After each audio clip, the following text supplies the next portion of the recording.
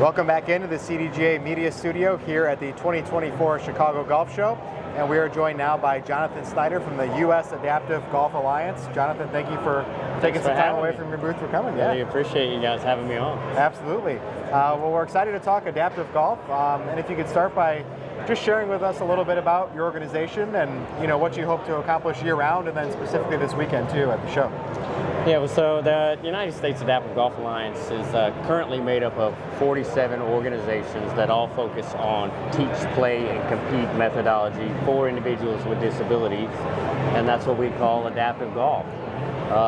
It's very much utilized as the therapy, but it goes across the entire gambit. So to kind of explain it in a situation, an individual that has a disability that may have never picked up a club or may have not have thought that they could play the game of golf can begin by going through one of our programs, put standard equipment in their hands, and eventually get out on the course and compete with their friends and family or in one of our 37 championships across the country. Yeah, absolutely. Now, you guys are, as you mentioned, a national organization, but you're based here around the Chicago area. And I know moving forward, the CDGA and the USAGA are going to be working a lot together, both from a programming perspective and an event perspective. So what's your level of excitement to get that relationship stronger moving forward here? Well, I tell you, the adaptive roots are so strong here, and especially within the CDGA, going back to World War II. So to be able to interject our programs and combine them in a way where the CDGA Foundation is then leading the way of adaptive golf programming here, not only here in Chicago, but across the state of Illinois and even beyond those borders, that's pretty exciting. Yeah. Because you have everyone working together, and to do what we do, it takes everyone coming together like that. Yeah, absolutely. How did you first get involved with the game of golf, and then eventually what led you to your position and your affiliation with the USAGA? Well, the first time I ever played golf, it was with my dad and my grandfather, a little mountain trip on a par 3 course.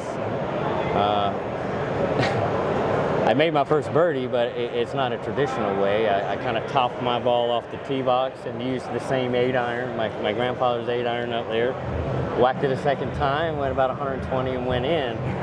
And I wish I could say that I was hooked at that point, but I was hooked on sports growing up, right? Yeah. So I always played sports growing up all the way through high school.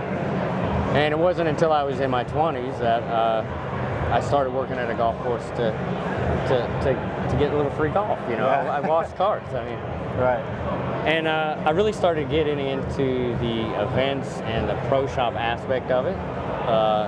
Eventually became the general manager of that facility outside of Charlotte, North Carolina. My younger brother has cerebral palsy, and I was obviously born without a left hand. So as I went through and became a teacher professional, I always wanted to give back to my community, so to speak, right? Give back to the adaptive golfer. Because when I was a kid, there wasn't really programs like this around. I had a few individuals that I looked up to, Jim Abbott being one of them, right?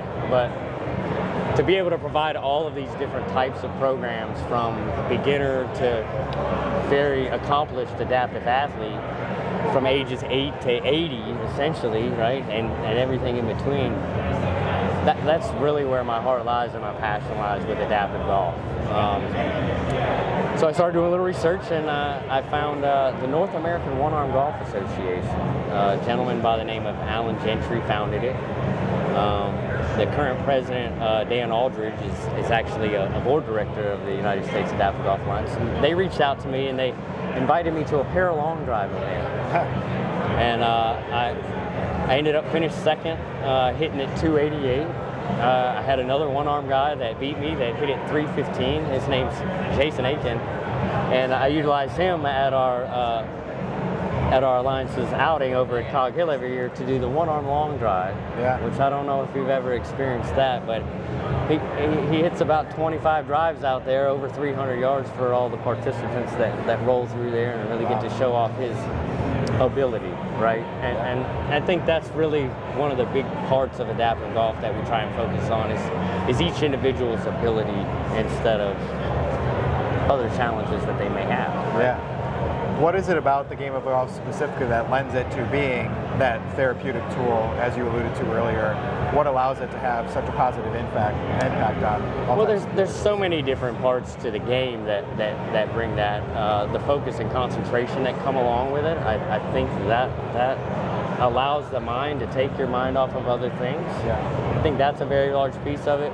But also the camaraderie, right? The social aspect of being around other individuals that are like you, or maybe a little different, but at the same time there for the same reason, just to have a little fun and enjoy the game of golf. Yeah. One of the things I know we're really excited about for 2024 is the inaugural Chicago Adaptive Open. We're going to be conducting, along with you guys, over at Cog Hill on course number 3. What's your level of excitement for that event, and what's the adaptive golf community's initial reaction to hearing about that weekend in the Mott? Well, you know, Cog Hill is very, very near and dear to my heart. The Jemsick family has been so supportive of adaptive golf ever since I've been involved, for sure, and even before that, even working with the CDGA Foundation on many things. So to have a championship there, it's pretty exciting for me personally.